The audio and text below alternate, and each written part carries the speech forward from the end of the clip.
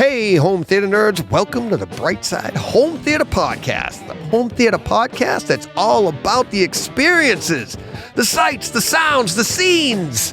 And this week, we're going to talk about the experience, the ultimate home theater experience, how to build the ultimate home theater experience.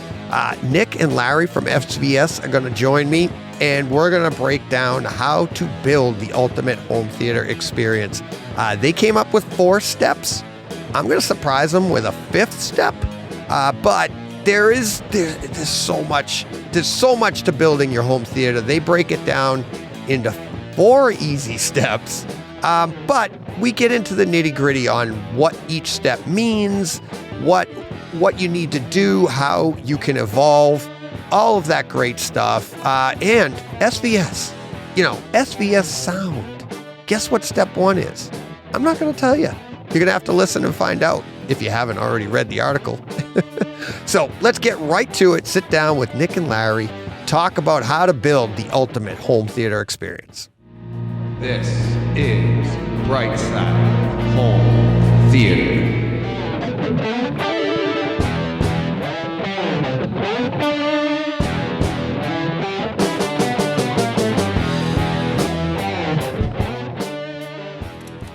Hey, Nick. Hey, Larry. Nice to have you back. Thanks for taking a few minutes. Well, it's good to see you again. Always a pleasure. Always have so much fun on the Brightside podcast. Thanks, guys. I was so excited. Nick, thank you for responding so quickly and grabbing Larry to jump on with us, because I read this article, How to Build the Ultimate Home Theater Experience, and I love reading this stuff anyways, but you put it out on your website, and I get to the very first step, and it blew me away that SVS Sound, and your website is SVS Sound. You're all about sound. You're all about speakers. I have your subwoofers.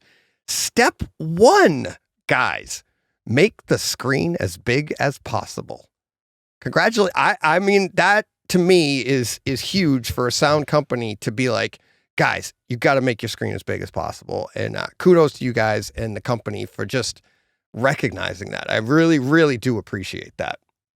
Well, from our perspective, I think when people think of cinematic experiences, like let's go see it on the big screen, they don't always think of sound quality and dynamics first. And certainly that's where we play, but it's crucial. I mean, it's absolutely critical to having an immersive, ultimate home theater experience to have that big screen. And, I think credit for credibility's sake, we had to lead with that. And so I'm glad you took notice.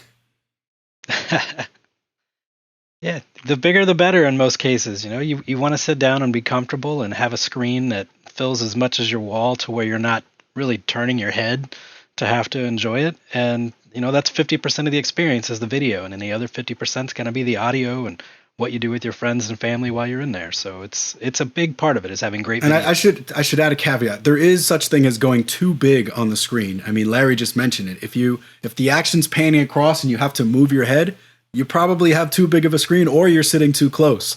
So those are factors you want to consider. But, the point is to fill up your field of vision so there's no other sort of exterior distractions that take you away from just being immersed in what's happening and unfolding within the cinematic sequences. So it's absolutely a huge part of the whole experience. Yeah. And I think it is the first step too, because I think when people get into home theater, they start with a big screen, especially nowadays. It's completely reversed from when I started in the 80s, and the biggest you could think of was like a 32 or a 36, unless you were lucky enough to get one of those front projection, 60-inch TVs or something. But those was just unheard of back then. But now everybody gets 65. I mean, 65 is like a small TV now, right? So it's like you get a 75 in your living room, maybe a sound bar. And then you start thinking, maybe I want to get into home theater. And that's why when I thought about this, I was like, wow, that's really cool of them to do that, to put that number 1. But then I've always been of the belief that sound is the bigger part of a theater, of going to the theater. Yes, we go to the theater and you get that big screen experience.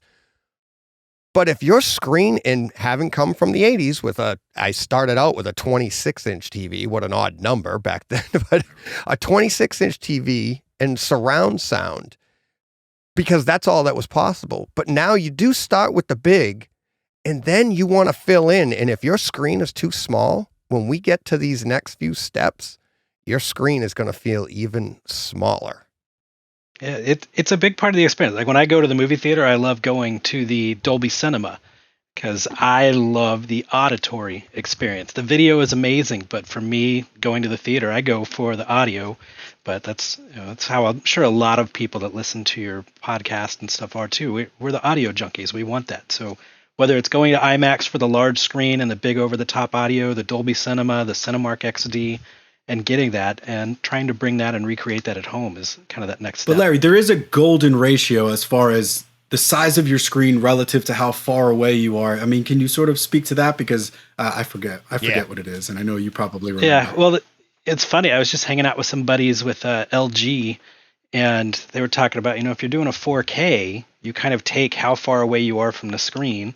And so if you're, say, 10 feet away from the screen, then you multiply that by feet, and you go about how far you should have. And so, you have a 100 to 120 inch screen if you're 10 feet away, so that you get that best possible experience if you're doing a projector. If you can't fit, and that can even be like a new short throw projection system too, which is allowing people to do bigger screens in different rooms.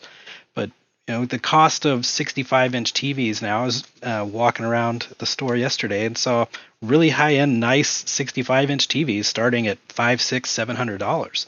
So you're able to really start that. So, get the best screen size that feels comfortable to you, like we were saying earlier. Don't overdo it. I know a lot of people want to. And, for me, when I'm looking at televisions personally, I don't go for the TV with the tons of bells and whistles, because I'm going to be adding that with external devices, whether it's a gaming system that has a bunch of streaming, an external streaming device, or do something via discs.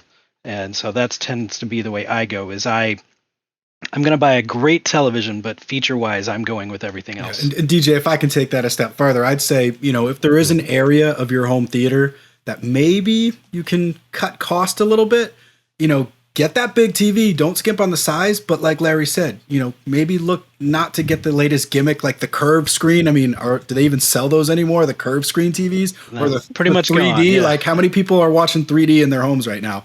It's like those things where you're like, oh, this is the latest and greatest. I gotta have it, and you pay a premium for it, and then it's like, nobody's using it, or the content isn't there, and you're sort of like left, holding the receipt in your hand, like, why did I spend so much for this? I guess gimmick is the word that I'm going to use.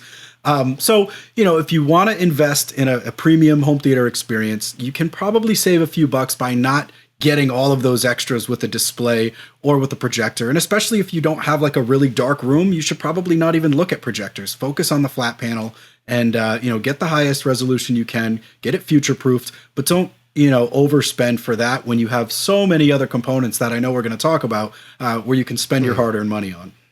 Yep. I say that all the time. When people ask me, I've built theaters for people, I've do that. I'm always like, save your money.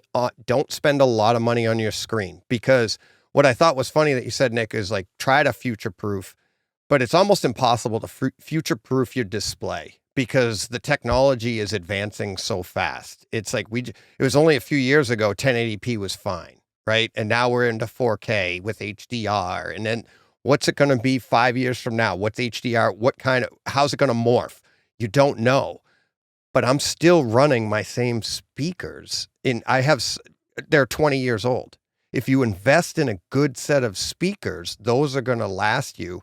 And the other thing is, when you're first starting out, you don't even know what you don't know yet as far as picture quality. So you could go out and spend all this money on an OLED with this great picture and all the money and be like, okay, that looks great, I guess. But so did the other one that was, 10 inches bigger. And it's like, I always say, go for size. And that's it when you're first starting out, and then learn as you go, because your eyes will learn. Like, as if you get I don't want to say crappy TV, but you get the biggest TV you can afford. And it's like, all right, that is nice. after a year or two of watching that, you're going to start to notice some flaws. Then you upgrade that. But guess what? Let's get into these next steps. There's not going to be any flaws. You don't want to skimp on your speakers. You don't, and I'm not saying this because you guys are here. That's why I love this article. But I say this all the time. My listeners know this. It's like, spend the money on a good set of speakers because they're probably going to last you 20 years. And that's going to be your system. And if you don't have a big screen to start, these next steps, they're going to make that, like I just said, they're going to make that screen get smaller and smaller. So the second step you have, step 2, make sure the sound system covers the entire Audible bandwidth, which I think is great, but I really want to get you guys' elaboration on this.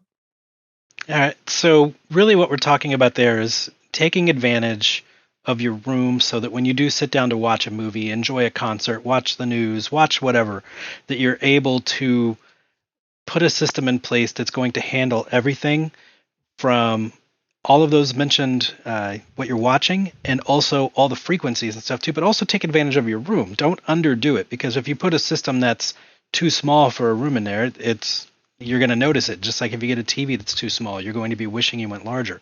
And so we tell a lot of people maybe kind of start piecemealing it together with a really great receiver. And for me, the receiver is the brains of the system. Then, finding your front stage, which can be bookshelves, it can be satellites, it can be towers, it can be kind of a mix of all of that up front. Having some stuff behind you that can fill in the space as well, along with if you're going to do height effects for Atmos or side speakers for additional multi-channel surround. It's really about looking at your space, finding what you can do to maximize the listening experience, the highs, mids, lows, and never be disappointed or underwhelmed. Yeah, and I would add on to that. We talked about the screen filling up your field of vision, so there's no distractions on you. It's the same way with the sonic playback. You don't want any gaps. If we're talking about the ultimate home theater experience, now with the emergence of Dolby Atmos and DTSX, you not only have that single plane of surround sound where it's left, center, right, side surrounds, maybe some rear surrounds to give you 7 channels. You have the overhead height effects, and now you have this 3-dimensional sound field that completely envelops you. And when you're talking about maybe not the nightly news, but when you're talking about the latest blockbusters and you're talking about some of this new spatial audio that's available in music, like that is where that ultimate experience truly comes into play. And you don't miss a single point of action. And I think you mentioned sort of the dynamic range aspect. Your system should be able to play super subtle and quiet, and you should not feel like you're missing anything. Like a lot of horror movies, for instance, are meant to have very subtle, low frequency effects that you really kind of only feel a rumble in your chest. And you want that to be articulated in a way that is visceral and sort of understood that they're building to this like suspenseful moment. But then when you have an action movie sequence where there's explosions and bombs going off, you want to feel the full like seat shaking throttle of that action as well. So the ability for it to render very subtle, sort of ominous overtones, but then also erupt in the next moment without missing a beat, like that's also part of this, full spectrum of sound that you want to have. So it's not just having it, spatially all around you. It's having the ability to reach, as low as possible in the frequency range and as quiet as it needs to be with still being intelligible, but then also ramp up and still keep that clarity, keep that nuance, even when you have tons of action going around. And I know Larry's got a ton of demos that we use at some of these trade shows to show off, like there's going to be a ton happening in every single channel. They're all going to be active, but you're not going to be like, that's overwhelming that, and that's overwhelming that. They all sort of play in harmony together. Yes, it's what has come with this object-based sound, DTSX and Atmos, is that so when Dolby started out with, we had Dolby surround sound, then they went to Dolby Pro Logic. What that was doing, it was basically taking the front 2 channels, dividing it out, giving you a phantom center, but then eventually that Pro Logic, they actually put it on a center channel. But we all know how stereo sound works in that, like when you just sit in the middle, it should sound like it's coming from the middle, and then the sound can move side to side. Object-based is that is happening all over your room with every single speaker working in conjunction with each other.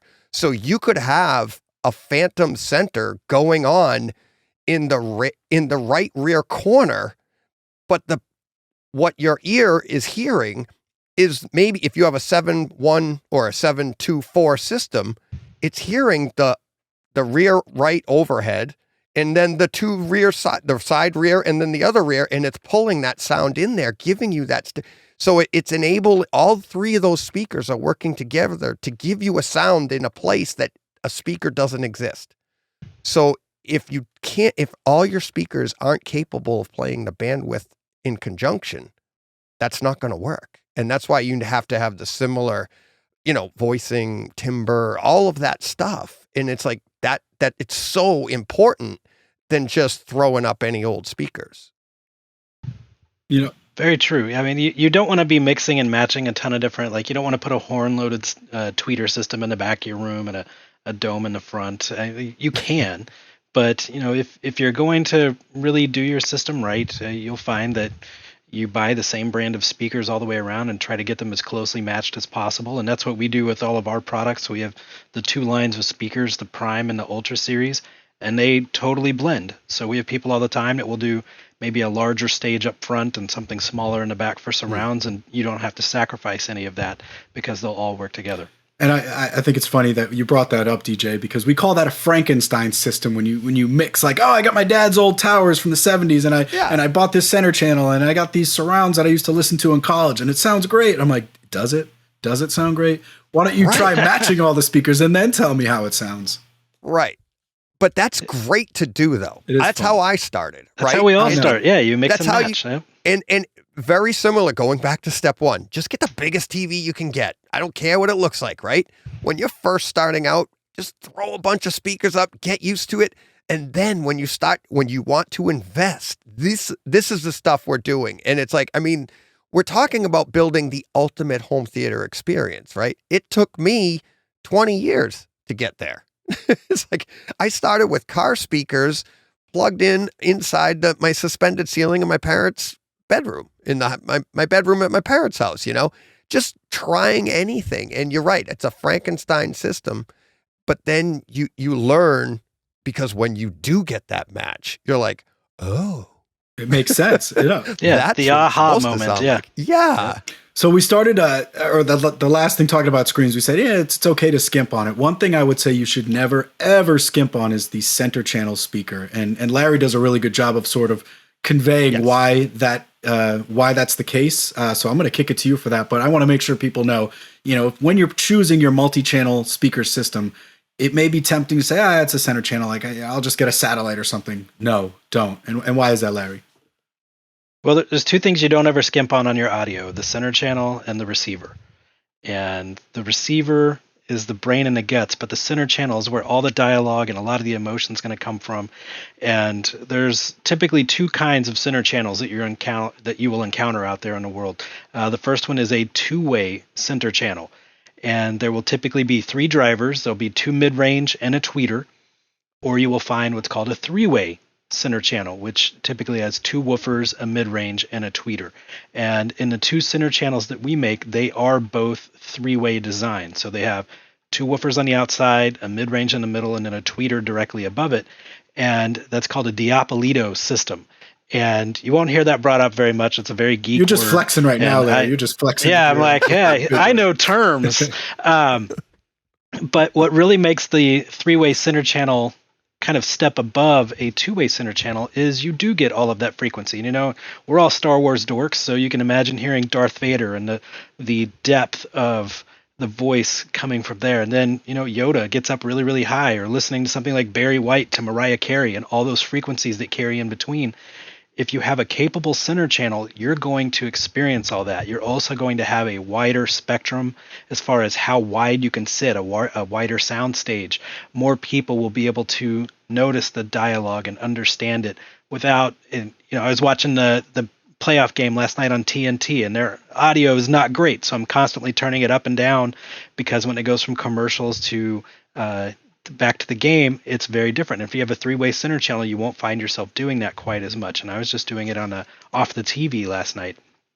But if you have a two-way center channel, what occurs is you get kind of a narrowing of the soundstage, and it becomes very center-minded. So if you are sitting directly in front of the center channel, it's great. But if you've got a big sectional couch or a wider viewing angle for family and friends that are with you, they may have issues sitting off to the sides. And that's something that we really try to eliminate with our three-way center channel design, is create a wider soundstage, more frequency, more range.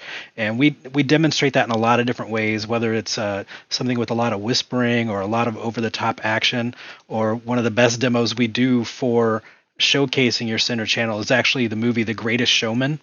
There's a sequence right in the middle of the movie. It's kind of the emotional turning point of the movie, where the Swedish Nightingale, as she's known, is up on stage by herself singing for the first time. And she goes from whispering to taking a breath to kind of singing at a moderate volume, and then just starts belting out these notes.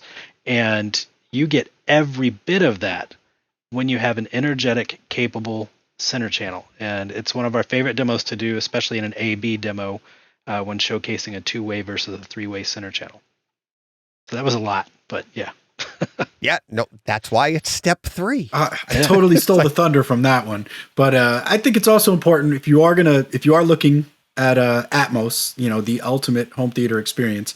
A lot of the conventional designs, and are they still making the ceiling bounce ones? Because I know that was when they first came out. That was the way Dolby. That was the way to get their certification. Was you had to create these modules that went on the top of your tower speakers. They beam the sound off the ceiling, and theoretically it reaches your ears, convincing you're hearing height effects. And the issues with that is, one, they make you frequency response limit the speaker, so you can't even have a full range execution.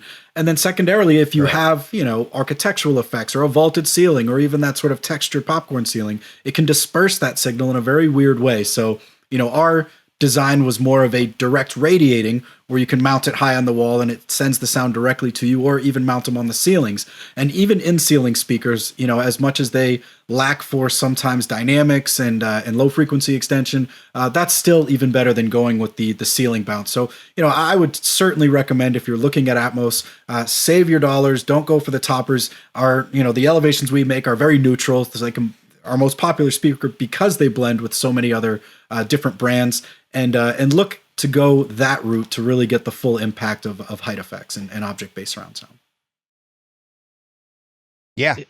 Getting back to the center channel first, and I do have a comment on the elevation speakers, but getting back to the center channel I was taught that a long time ago as well. It is the most important speaker in your system. There will be, because you can do a phantom channel, people think, well, it's possible that you don't need it, but if you're going to have one, it is the most important channel in your system, because like you said, like Larry laid out, that is the, dare I say, the anchor, because that's coming up on step 4, and you don't know it if you don't have it, what step 4 is. If you don't have it, you don't know this is your anchor. But to anchor you to the screen, it's your center channel. And to have them, and then going back to step 2, these are all kind of going as in order of importance, but going back to step 2, if your center channel isn't properly matched to your left and your right, you miss out on all the great pans. And my listeners know how much I love a pan. And anywhere in the room, front to back, up to down, which is one of the things I want to talk to you about later, Nick and Larry, about maybe doing some floor speakers, but that's for another time. My listeners know what I'm talking about right now. But one of the scenes I talk about, and I maybe, Larry, we talked about it last time. I don't know, but I know you're a T2 fan. That scene when he blows open the door, it's not even a door. He blows open the wall at Cyberdyne to get them into the hallway, and it shoots across. If you don't have, I went years trying to get that correct and get it to sound like I heard in a demo. And step 4 was what finally got me there, ironically. And we'll get to that in a minute. But to have a nice pan, they have to match very well across the front channel, right? Oh yeah, there's a lot of historic, moments where things go from the left to right or front to back or like you said top to bottom. And if you have something that throws that connection off, or maybe something's not even placed right, or maybe something's too high or too far away, it can impact that to where, like I said, you tried to recreate, Schwarzenegger busting through that wall forever. And if the slightest thing can cause that to be off, and sometimes it can be simply towing in a speaker. Sometimes it can be location. It can be distance. It can be frequency adjustment inside the receiver, making sure your crossover is right. There's all sorts of things that can kind of go into that. But if you have two speakers up front and your center channel is a totally different brand, you're going to miss out. And that's something that we really try to navigate people towards the right direction. Yeah. And then as far as the elevation goes, Nick, you were saying about how it's did you say it's your most popular speaker? It is. We sell more prime elevations than any other speaker that we make. And I think it's because it is so versatile. You can use it as a regular channel. You can start out with it. I think I saw that. I actually recommended it to somebody because I was like, if you put these in and then eventually you upgrade to the next level, you can actually use these as Atmos, and because you can use them all over your room. Yeah, we actually have a customer who's got 9 channels, and they have our prime center, and then basically 8 of the prime elevations in all different arrangements, because you can put them on their side and they can serve as side surrounds mounted on their side at ear level. You can put them high on the sidewall and they'll direct radiate the height effects. If you're running something like Oro 3D for music, you can have that voice of God speaker that's right over your head. And so, he basically mounted them all to his wall and created this 9 channel setup without skimping on the center. Good for him. And had this just totally immersive. And it's not a very big room, so you don't need to have massive towers. You don't need to have big bookshelves for your rears. Yep. And it created the exact performance and ultimate experience that he wanted, because it fit within the small room. He was able to hide the wires, and he added a nice subwoofer, had the center channel. So for what he was looking to execute, it was just the perfect setup. And I think that's what people look at the prime elevation and they sort of see that the possibilities are endless. And no, it's not, it's not the most, it's not truly a full range speaker in the sense that it can go down to 20 Hertz. But if you add a subwoofer, it's absolutely substantial enough to carry through the mid range, and it's got nice clear highs, and it's just a great solution for solving a lot of problems, but then also not really compromising on the sound quality either. Yep. Yeah.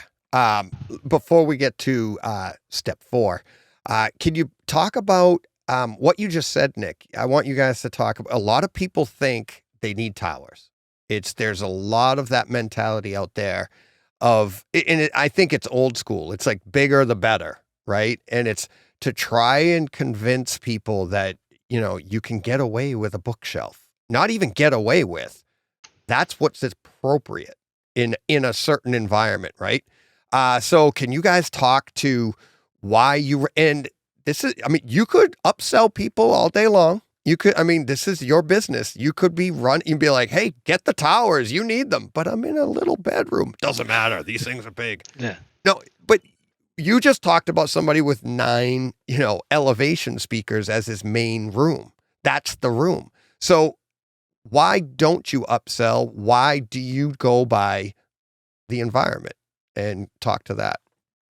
There's a lot to this answer. And so I got time.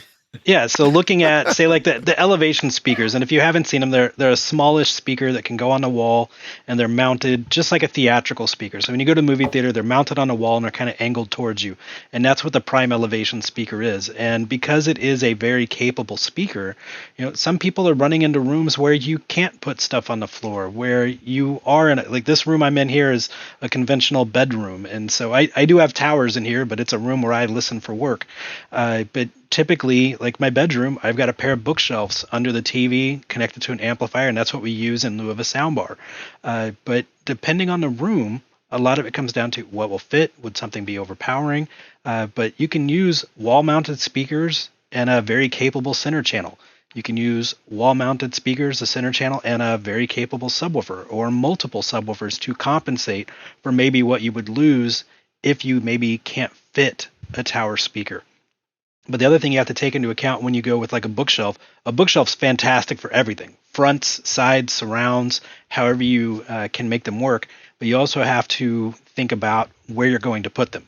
And I think that's where some of the conversation around, I don't do bookshelves in a theater, is because they take up the same space as a tower speaker would, because you do have to get a stand for them or have some furniture to put them on.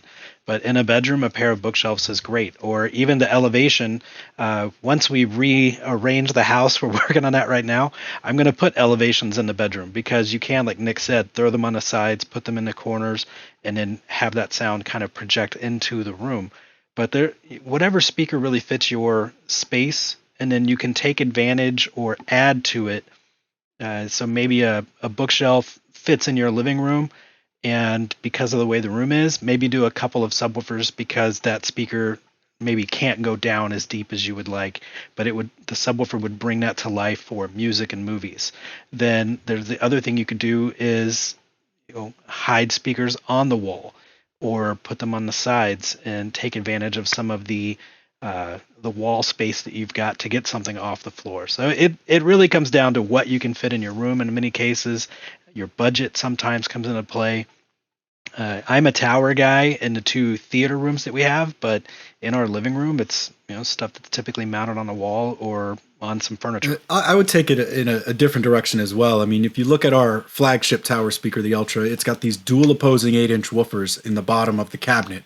And for this speaker to sound as good as possible, it really needs some breathing room. And we'll have people call up and be like, I want your best speaker. And I'm putting it in like a 10 by 10 room. And we're like, well, let's think about this here. You're going to cram these, speakers that have these dual opposing 8-inch woofers, next to furniture, next to walls. So, that bass response is just going to be like an echo chamber off these walls. They're not going to be able to breathe. They're not going to be able to open up. Let's rethink your strategy here. And so, in that scenario, if they truly were dedicated to having a tower speaker, we'd suggest a more conventional design where all of the drivers are facing forward. It doesn't need as much room on the sides or behind it to really breathe and to open up and to perform its best. But it still gives you that really, great performance. The caveat to that is, like, you have a very small room. Are you ever going to use this speaker to its full capabilities? Probably not. A bookshelf speaker is going to be more than enough in terms of the dynamic output, and especially if you're adding a subwoofer in terms of the low frequency extension, because that's really what you're getting with the tower speaker. Is one, you're saving on the need to either have a stand or furniture, like Larry mentioned, to actually place the bookshelf on its own stand, so it just sits there. But then also you could be sacrificing some dynamic output as well as low frequency extension, just because there's less drivers to move air and there's less cabinet volume to really produce that output. So if you're able to fit a tower speaker and you really want absolutely to be able to crank it to as loud as you want anytime you want, there's an option there. But I think in a lot of scenarios, in smaller rooms, the bookshelf is going to be fine, and you can have that ultimate home theater experience without having to to adopt a tower into the into the system. Yep. Yes, and it's one of the things you run into a lot of times. People that's what they just have that in their head. Bigger is better, and it's not necessarily the case. No. But we keep saying the ultimate home theater experience, and you cannot have the ultimate home theater experience without step 4. Choose your anchor very carefully.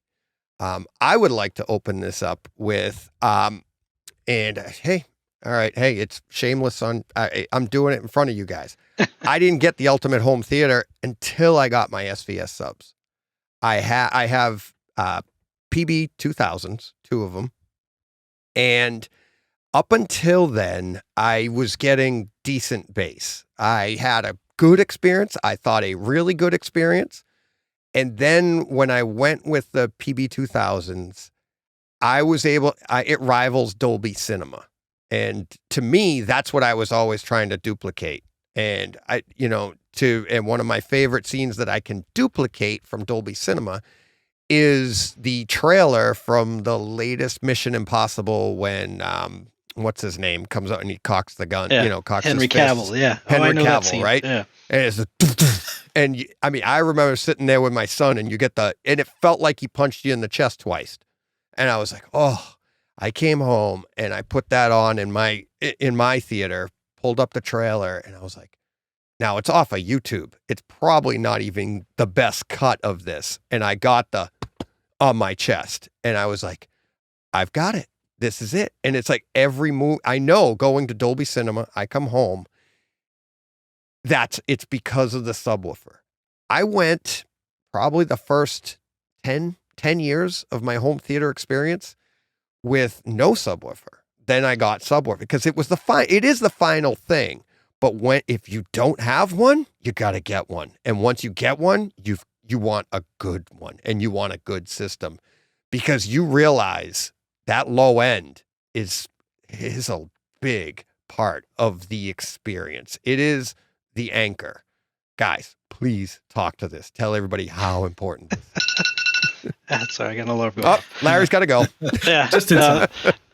Yeah, no, my son normally works these nights, but he was off today. Yeah, the subwoofer really is the energy, and it's like I said, when you go to Dolby Cinema, not only are there subwoofers in the floor behind the screen, they're also mounted to the ceiling, and then you also have some attenuators mounted to your seat to add even more depth to that. And when you go home and you've just got this really loud, overpowering sound, and nothing to punch you in the gut or that you feel in your chest, there is something you're missing. And so a subwoofer can really bring together the immersive aspect of what you're watching. And we've all changed the way we've gotten our entertainment over the last couple of years because we were going to tons of movies and tons of concerts, and that shifted until recently where now people are starting to get back out there again. But when you watch those same things at home, it was kind of underwhelming. So bringing in the big screen, the proper speaker setup, the center channel, and then anchoring it, as we're saying, with the subwoofer, it can bring that depth, that immersive audio. Because what a subwoofer does that speakers don't is it plays those notes that are, under the 30 hertz, the under 20 hertz. And if you don't know what that is, that's the stuff you feel, whether it's through your chest, through your legs, down in your feet, or maybe even, depending on your room, pressurizing your ears, very much like when you're in a plane. And that's quite a bit of fun to do too. You're like, whoa, where did that come from? But finding the right one, it can come into a lot of different factors. You want a subwoofer to play really deep. You want it to be really, really loud. You want it to be accurate. You want it to be fast, and you want it to really blend with all of your speakers so that the experience doesn't sound like it's coming from a corner where you have your subwoofer placed. You want it to blend with all of those speakers you have around the room. And once you do that, you have a really phenomenal home theater system. And whether space is a concern or output, or if you've got this big, massive, open concept living room, finding the right one to match your speakers is actually key, as opposed to just based on your room. And I like to put it in slightly different terms. We hear all the time, people say the most impactful upgrade they have ever made to their home audio experience, theater, music, whatever, is adding a quality subwoofer. Like that, you just notice it the second that first bass note drops, the second that, scene that you've seen in a movie a million times hits you, like you said, DJ, in a completely different way, where all of a sudden you're getting punched in the chest. And all the time we're hearing from people, I am now being forced to watch every single movie over again because I feel like I just have not really felt what is capable of, of being immersed in a way that just was never there before for me because I did not have a quality subwoofer. So, from our perspective, that's really where SVS was born, building subwoofers in a garage in Ohio, because there were these really overpriced and underperforming subwoofers that, just really didn't cut it for people. And so, we wanted to sort of disrupt that. And now there's a lot of great subwoofers out there. I'm not going to say ours is, SVS is the only brand, but those things that Larry mentioned about playing deep, playing loud, being accurate, blending with your speakers, if you can find a subwoofer to do all of those things well, then it's going to be a great subwoofer. And it's going to add just a level of impact, a level of immersion that simply cannot be duplicated by any other component you add to your system. And beyond that, I actually think it makes your speakers sound better. Now, it doesn't actually make your speakers sound better. It just allows them to focus on what they do better, which is mid-range and high frequencies, because they don't have the drivers size, or they don't have the, you know, the motor strength to be able to move enough air to do what you said, DJ, get punched in the chest, or have you sort of feel like the room is breathing around you. And that's the kind of experience that only a subwoofer can provide, and why it's the one thing that you should never, ever, ever skimp on. Absolutely. Mike, so much on this. I want to push back a little bit. I think it does actually make your speakers better, because it turns your speakers into, instead of being jack of all trades, master of none, it turns them into experts at what they're doing and what they're meant to do. So in that aspect, it actually does make your speakers better. And I think I wanted to ask you guys about the word accurate when it comes to subwoofers, but I also want to use that word for what it does is it create a subwoofer by taking that load off of all the other speakers, everything else becomes more accurate, right? Because now you can focus on that. We were talking about how important the center channel is. One of the most, I've heard it from a bunch of people. I experienced it myself, that when you get a good subwoofer system in your room, your center channel gets better.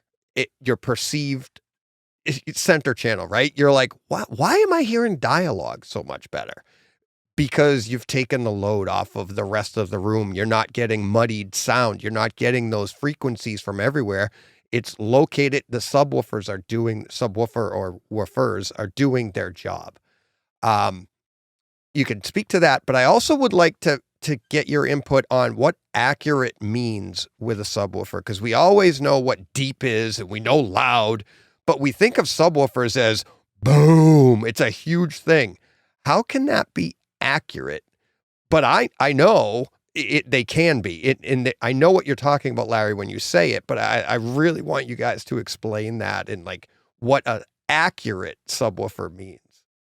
Yeah, so there's a couple ways to look at it. And the first way I'd say is, you know, what the director, the sound engineer, the musician intended with whether it's the movie or the music that you're listening to. And if you've been out there and you've got that guy that drives past you in the car and you hear the booming, but you also just kind of hear that waffling sound, that's not accurate. That's just loud and kind of a nuisance. So what you want to have with a subwoofer when it comes to accurate is, you know, say like Pirates of the Caribbean, and you got Jack Sparrow and all of them whispering on the deck of the Black Pearl, and then there's these massive explosions and booms. You know, to be able to articulate that in the detail as you would expect it to come from the screen, or as the way they intended it. So don't add something that shouldn't be there by being loud and boisterous or over the top. Start and stop when you are supposed to. So there's if a subwoofer can't hit a note, it shouldn't add anything to distract you from that, and it shouldn't kind of tail off. So if you bring in that accuracy, you bring in that detail, you add to the experience. And the way a lot of people, unfortunately at home now, the way some of their settings are, prevent that from occurring. So if you've got a home theater system and you don't feel like your subwoofer is giving you a ton of energy, most of the times it can be because of your setting on the receiver. Maybe you are, like we were going back to earlier, the accuracy and detail of your speakers is if you have your receiver set to where all of the energy, the highs, mids, and lows, are going to the towers because they're set to large, you're not going to get that accuracy and detail out of your subwoofer because it's just kind of getting what's left over. So if you're using a conventional surround receiver and some towers and you're not doing this huge amplification and pre-pros and stuff like that, you probably want to have your receiver set to small for your front stage. And that would give you, like you said, they become a little bit more enveloped. They're doing mids and highs, which is really what they're intended, and a little bit of low frequency, but the subwoofer comes off and it becomes the entire expert of the room where everything becomes great. And so you get that accuracy, you get that detail, you get what the director or musician intended, whether it be from the subwoofer or having the settings blend properly with your subwoofer. Yeah. And that was another long one. No, another great way to look at it too is you look at the subwoofers that maybe come with a soundbar or in a home theater in a box, and a lot of them will have a tendency to emphasize a single like 38, 40 bass hertz because that's about as low as they can play. So you get this one note bass that is supposed to make you feel like this is, this is the booming, this is the action that I'm supposed to be feeling, when in reality, it's just inaccurate. They're emphasizing what it can play at the expense of actually playing the full frequency spectrum, going down to 20 hertz where you're not even hearing it, you're just feeling it. It's just this sort of one note, Larry used the example of a car going by, and you just sort of hear this bloated, smeared sound. So, that's one way to be able to, tell if you have a great subwoofer, is if it's playing and you can distinctly tell when it's going from 20 to 30 to 40 to 50, and these different bass sweeps are actually being articulated in a way that is there's nuance and there's depth of sound and there's texture to it, and not just this sort of bloated one note sound. And then the other aspect that I think plays into accuracy as well is it has to be able to, we talked about the subtlety. It has to be able to play quiet, but still make you feel it, still make you hear it. And then it has to be able to erupt and play the loudest explosion it could, possibly, move you from your seat. So, if a subwoofer's disappearing when you get that sort of quiet scene where, that there's something that's supposed to be happening, but it's simply not able to produce enough sonic energy, then that's a part of accuracy as well. Playing the right amount of bass as well as the tonal frequency accuracy. Yeah. And one of the things the guys over at AV Rant did, I know you know this podcast, where Lee Overstreet never owned subs. I forget which model of yours he ended up with. He tested out and then has since bought. But he had never owned subs, never thought he needed them because he had these tower speakers.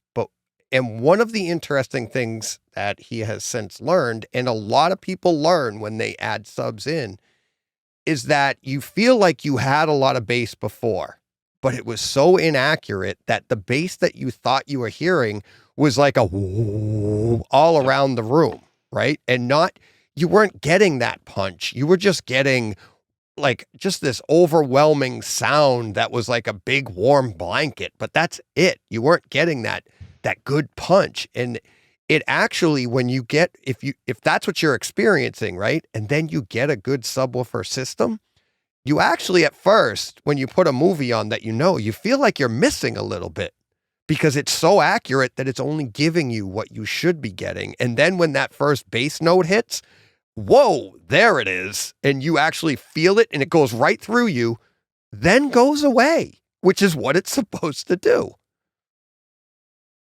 But yeah, I think the subwoofer, you guys called it the anchor. I call it, I always think it's the foundation. I think that's a better term. both We might have to update our article. I like that better too. Well, but here's the thing. No, I don't want you to update it because if it's the foundation, it would be the first thing that you get. But it's usually the last thing you get, and it's what anchors your system in place. And it finally tells you, you've made it. All right, drop anchor. We here. I've got the ultimate home theater. Yeah, and I think the second part of that too is it's blending. Its ability to make you feel like it's not just making bass, it's making bass for every single speaker in your system. It sounds like this bass is omnipresent. It's not like you close your eyes and you can point across the room and be like, that's where the bass is coming from. That's where the subwoofer is. It can't be localized. It has to feel like it's enveloping you. Every single channel is being energized with the low frequency extension and output that the subwoofer is creating. And it's just creating that aura of just being enveloped in sound. And that's part of what takes you to that ultimate experience in a big way. Yeah. And my listeners know when I break down a movie and I have two subwoofers in my room, center front, center rear. And when I hear a gunshot in a movie and I can say that it's at like 10 o'clock and it sounds like the bass is coming from up above at 10 o'clock in the room. And you're like, but like you said, bass is omnipresent, but it's that accuracy and it's all of the speakers working together and giving you the right notes to pull your ear and your brain up there. But yet you feel the punch in the chest that the sound, it feels like you got punched from up above. And it's amazing how this all works together. All right. The last thing that I want to talk about that isn't in your article, but it's so in depth. I don't blame you for not having it there. But once you get to once you get your ultimate home theater, you've got all your speakers, you really have to start looking at room acoustics, right, guys? No question. Yeah, you can. And sometimes the room itself is the aid for your sound, but it can also be a detriment to the sound too. And whether you have a dedicated media room where you can do all kinds of treatments and cover the wall and whatever, or do bass traps, or people like this room. It's a bedroom and it's got a massive 6 foot by 8 foot window over here, and making sure that that's covered. What I use in here is I don't necessarily use bass traps, and we'll get into that in a second, but I have a lot of things hanging on the wall that do reduce reflections. So, room treatments can be reducing reflections from your speakers. It can be reducing vibrations through your floor. It can be taking care of where bass collects in a corner. There's a lot of different aspects to it. So that's part of why we don't necessarily write about a lot, because every room is going to have something completely different. But there's a lot of things you can do to improve your sound. And sometimes it's as simple as a curtain, a poster, just a simple, what you call a bass trap, which will be like a large piece of foam, or an acoustic treatment that you mount on your wall to kind of absorb or reduce reflections. There's a lot of different things you can do, and every room is different. And so we have guys, if you talk to our sound experts team, they can give you some recommendations. But it really comes down to what you're trying to accomplish too. Yeah, I mean, it's where a lot of the science comes into home theater setup. If you want to get it right, you kind of have to know how the sound is interacting with the walls, with the furniture, with everything. And, I think the reason why a lot of people don't go that far is because if it's a multi-use room, like a living room, like a family room, the significant other doesn't maybe want foam egg crates, plastered to the wall, or they may not want these big foam things in the corner. So, that's something you have to overcome. If it's a dedicated space, then it can have a dramatic effect. And so, DJ, I'm glad you brought it up, because it just has a huge impact. Yeah, I think of, like, when I read the title, The Ultimate Home Theater Experience, that's what my podcast is about. It's all about the experiences, right? And I'm like, oh, wow. And then I always, when I've told people about room treatments and stuff, just like I would say, I used to, I'm going to call it the anchor now, but I used to say the subwoofer is your foundation. But the room treatments are like the frame on a picture. Like, we've built this room, we've gotten the biggest screen possible, we've got the speakers that do all of the frequencies, we've got the subwoofer, we've got the center channel. This is where we're building towards the ultimate home theater experience. This is a piece of art we've got here, and now we need to frame it right, and we need to contain the sound the way it needs to be contained, because, like you were saying, Larry, about bass traps, it's like, that's part of helping your subwoofers work, because if you have those bass notes going back and forth, and that can help muddy the room. But there's so much more to do. That's why it's a never-ending hobby, right, guys? Absolutely. Yeah. And a lot of people don't think, a room treatment can be a rug on a floor if you've got a hardwood floor or tile. So downstairs, worst possible room it could have a theater in, because it's tile and it's open to a dining and a kitchen area. And so we've got a massive rug, and our couch even absorbs some of the sound. And, the having really thick curtains can help with that too. And it's the same thing I deal with in here. I've got a door here, a closet back here, and a big old window over here. And they all can impact or take away. So finding the right thing to kind of mix that up, or, in some rooms, if you don't know, you don't know. So there's no reason to even do it in some cases as well. But if you're doing a dedicated theater room, you're going to do some sort of treatments. And like the poster you've got behind you there's ways to there's companies that make wall treatments of movie posters, so it just looks like it's part of the decor when it's actually taking care of some issues in your room too. So there's some really creative ways to do it. And my general advice would be typically get everything else squared away first. Make sure your placement is perfect. If you have, resonances or, shaking windows, get, some isolation feed, or decouple your subwoofer. Take care of any of those artifacts that are maybe being created from the sound itself. before you start looking at treatments, because really, I mean, it can take your system to that ultimate next level. But if you don't have the basics taken care of first, it's only going to get you so far. So make sure everything else is dialed in perfectly. And then as that final sort of cherry on top, start looking at how you can treat your room to really take it to that ultimate level. Absolutely. A lot of people, I think they'll find when I really get into room treatments with people, it's when they want to upgrade their speakers. Yep. And it's like, you might not have to. Your speakers might not be the issue. It might be your room, but people think like, if I get a better speaker, is this going to help me?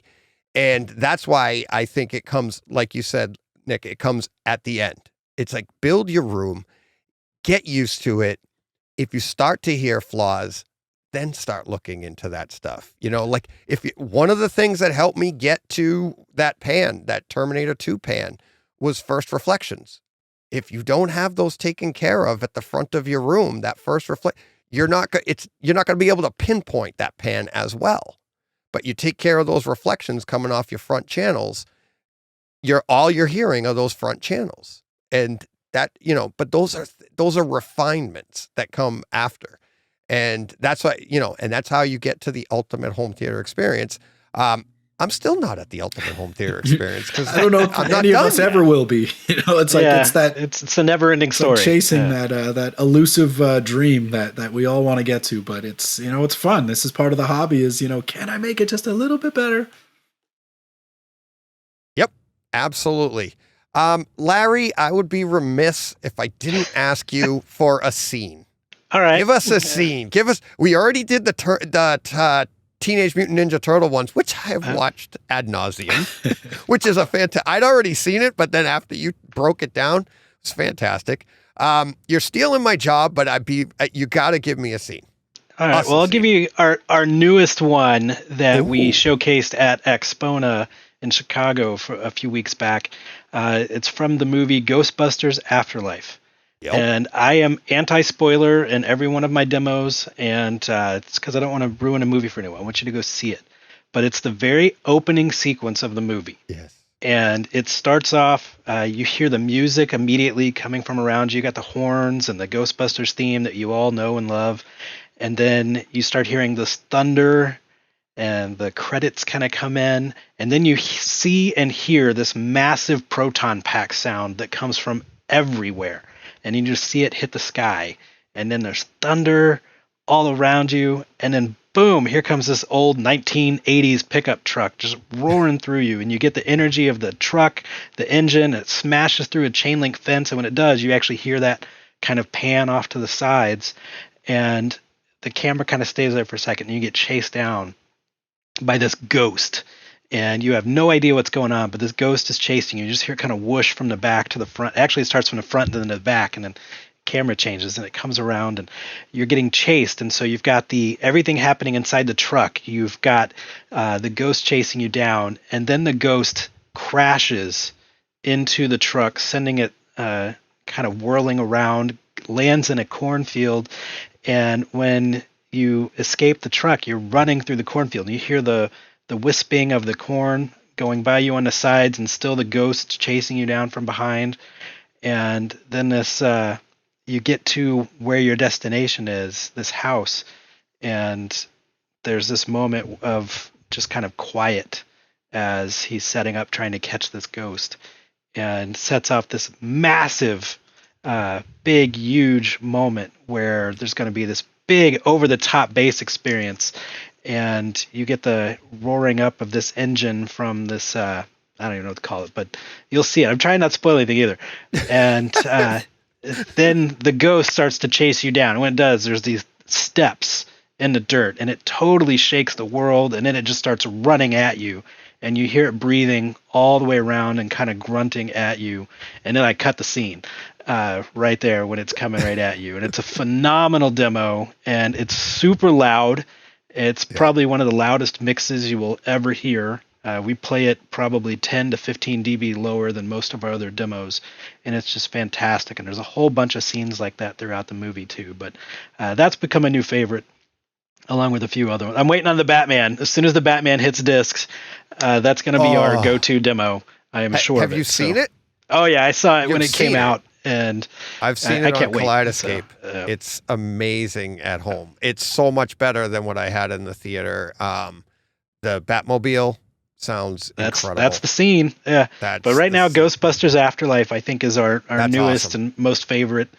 And we've got so many more, but I'm eagerly awaiting the Batman to hit disc, because I won't watch it streaming yet. I want to watch it in full glory of 4K UHD. So DJ, there's no way I can top that. But if I can throw out a plug, we just recently launched a new service with SVS, or what we call our sound experts. They're our customer service team.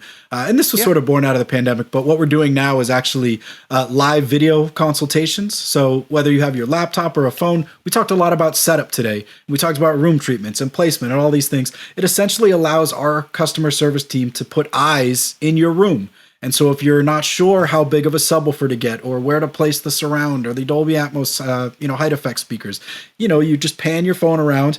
They can actually annotate on the screen. You can share schematics, do different things that allow them to really provide the best advice possible. And it's a free service. This is nothing that we charge for, but it's something whether you're trying to choose the best products or you just want to get your system dialed in. Maybe you're confused by menu settings on the AV receiver. It allows them to kind of see what you're seeing and really give you the best advice so you can create the what? Ultimate home theater. Ultimate home theater. So it's kind of a cool thing that, again, we weren't able to, have dealers being inside people's houses. So it was a way for us to connect and really provide that white glove service that, I think we're known for. That's an awesome idea. That's when did you guys start? Just recently, a couple of weeks ago. We were doing it sort of like, ad hoc, for the last year or two. And we're like, let's make this a thing. Like, let's make it so people know that we're doing it, and not just like, hey, this would be a lot easier if you can just show me what you're seeing, especially with some of these really technical questions where it's like, oh, I got this weird wall that's a 30-degree angle and this beam here and this and that. And it's like, can you draw a picture for me? And it's like, nah, just show me what you're seeing. And, it just, again, it allows us to give better advice and get, our customers have better experiences. So it's a kind of cool thing that I don't think others are doing. And hopefully it has a good impact with people to enjoy their systems.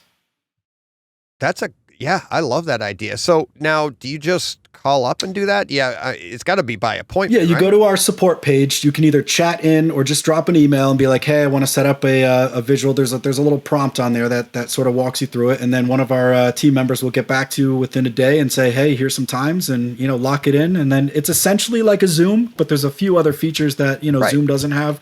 That again makes it more interactive. But yeah, you can set it up now, and we're actively doing them, and so far the reports have been really positive. So we're definitely going to keep doing it. Guys, I'm hosting listeners on my Takeover Tuesday podcast, and everybody's just like, I just want to talk home theater to somebody. You might have opened a can of worms here, guys. Well, hopefully it's, not just like, so what's your favorite movie to demo? Yeah, it's like, have a good technical question. That's me. But it doesn't have to be like about a purchase. Like I want to, make sure that's clear. It's not like you have to be a customer who's about to buy. It can be an existing thing where it's like, I just don't feel like my subwoofer's hitting hard enough. And here's where it's positioned. Right. And here's what my settings are. And it actually speeds things up for our team to some extent, because again, it's not, you don't have to ask as many questions. You're like, well, I see the problem here. You have your speaker set to large, like, change that to small, and, away you go. Yeah, we're not emailing photos back and forth and having to make notes based on, I can't tell you how many pictures we see on the Facebook groups of like, hey, here's what my system looks like. And they've got crayon drawing. There's their Denon. It's all on there. So by this, you simply get on there, and it can be 5 minutes, it can be 10 minutes, it can be an hour, it can end up being 2, who knows? But it's going to be personalized, and there's no charge for it. And I think that's where a lot of people were taken back whenever we announced this. We're like, what's it going to cost? And it's like just your time. Yeah. So that's oh man. I mean, I invited a guy out for a speaker consultation because I wanted to talk to somebody about home theater. I was like, it was great. And I think a lot of us in the business want that too. You want to find enthusiastic people, right? And that's why I love you guys. You're very enthusiastic. I mean, Larry, geez, you practically finished the movie for us. It's the enthusiasm. That was only about 4 minutes. So yeah.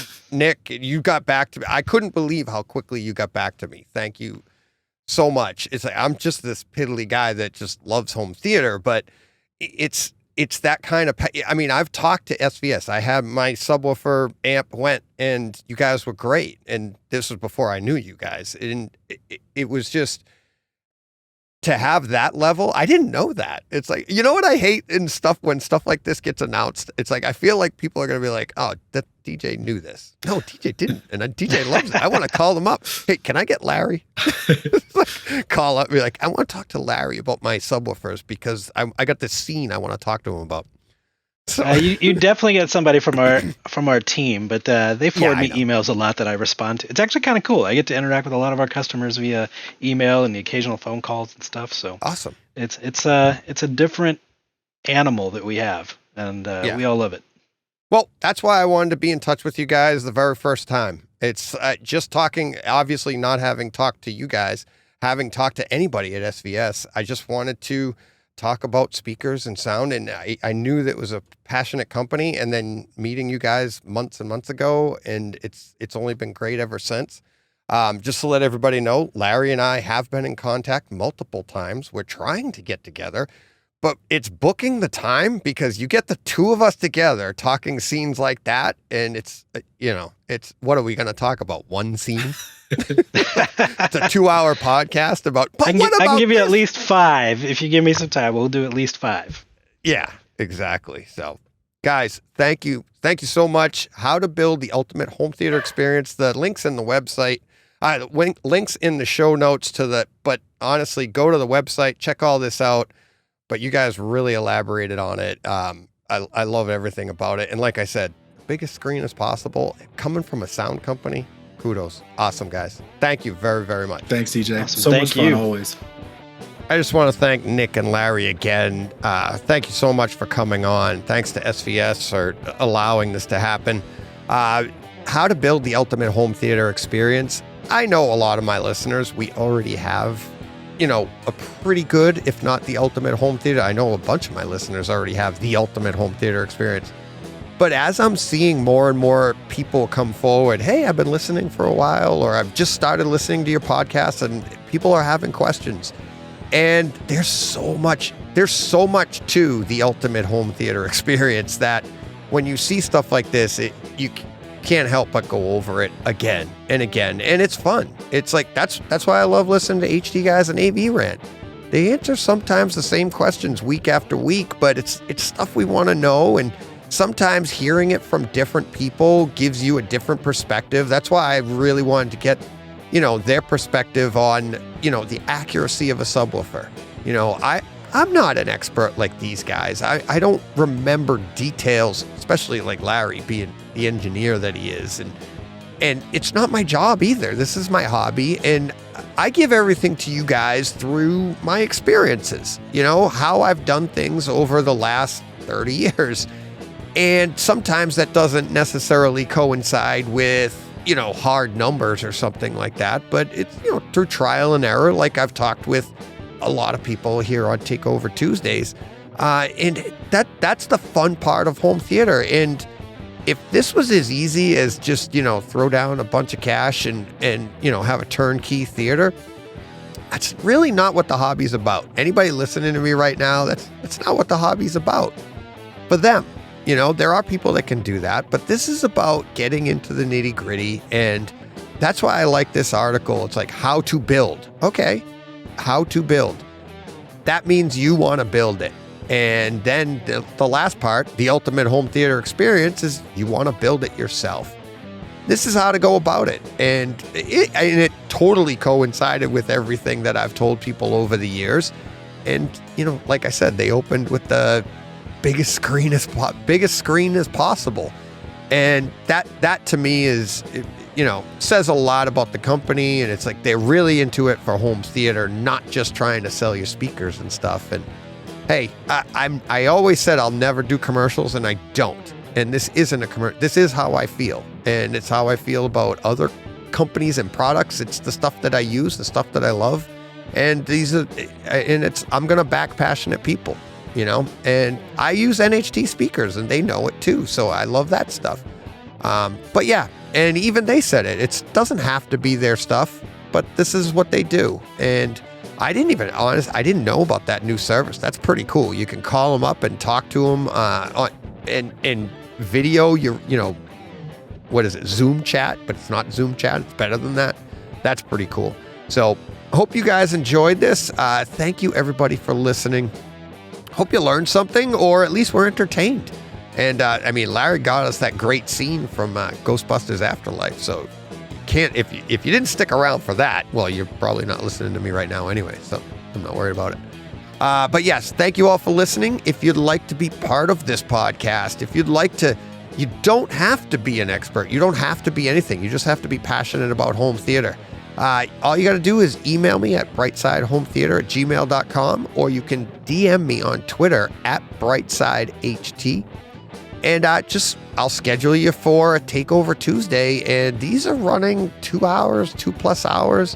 I think I've had one. I don't know. Maybe one that was under 2 hours. Maybe. I don't know. But once we get talking, it's, multiple guests have said, I don't know what we're going to talk about. 2 hours later, they're like, I can't believe we just talked 2 hours. So there you go. It's just fun. It's contagious. It's what happens. I know that if Nick and Larry weren't busy, we'd still be talking, because we talked for a little bit afterwards, but busy. Thank you to them for cramming me in, little old me, into their time. But I really appreciate that. But I appreciate you guys for listening. You can also contribute to the podcast on Patreon at patreon.com/brightsidehometheater. The whole $1 a month thing, you guys know what it is. If you don't know what it is, don't worry about it. That's not what it's about. I'm just super excited to be talking home theater right now. So everybody, have a great week. And even if you don't have the ultimate home theater yet, but you just love home theater, you know what you got to do? Go push play.